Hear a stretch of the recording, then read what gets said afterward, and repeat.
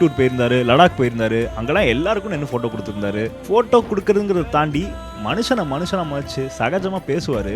அதே மாதிரி ஹோட்டல்ஸ்லயா இருக்கட்டும், ஷூட்டிங் ஸ்பாட்ஸ்லயா இருக்கட்டும், அங்க ஒர்க் பண்றவங்க எல்லாத்தையும் நல்லா பேசி போட்டோ கொடுத்திருக்காரு. அதாவது இது எது கேக்குறாங்க அப்படின்னா, ரீசெண்டா அபுதாபில அந்த ரேசிங் அப்போ எல்லாருக்கும் லைன்ல நின்று போட்டோ கொடுத்தாரு. இதே மாதிரி தமிழ்நாட்டுல பண்ணுவாரா ப்ரோ அப்படின்னு ஒரு ஸ்டூபிடான கொஸ்டின் கேக்குறாங்க. இந்த கேள்விக்கு பதில் என்னன்னா, சிம்பிளா கேக்குறேன். அஜித் குமார் ஒரு போட்டோ ஷூட் ஆர்கனைஸ் பண்ணி ஃபேன்ஸ் லைன்ல நிக்க வச்சா தமிழ்நாடு தாங்குமா? தென் மாவட்டங்கள் தாங்குமா? போலீஸ் இல்ல, ராணுவமே வந்தாலும் ஒன்னும் பண்ண முடியாது. செதறிரும், திணறிரும், ஸ்தம்பிச்சிரும், தாங்க முடியாது. ஒரு சூறையாட்டம் ஆடி சூறையாடிடுவானுங்க. நியாயமா கேட்குறேன், நீங்க லைன்ல நிப்பீங்களா? எவ்வளோ பேர் இருந்தாலும் ப்ராப்பரா ரஷ் பண்ணாம தள்ளுமுள்ளு இல்லாம லைன்ல கியூல நிப்பீங்களா? மாட்டீங்க. சிவிக் சென்ஸ் நமக்கு கிடையாது.